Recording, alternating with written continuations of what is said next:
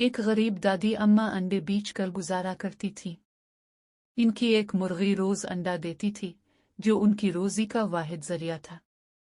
एक दिन सुबह दादी की मुर्गी गायब हो गई। महल्ले के बच्चों ने बताया कि एक अजनबी आदमी को रात सहम में देखा गया था। दादी ने हिम्मत की और गांव वालों के साथ तलाश शुरू की। आखिरकार वो शख्स मुर्गी के साथ पकड़ा गया। दादी ने नरमी से बात की। उसने शर्मिंदा होकर मुर्गी वापस कर दी। दादी ने इसे मुआफ कर दिया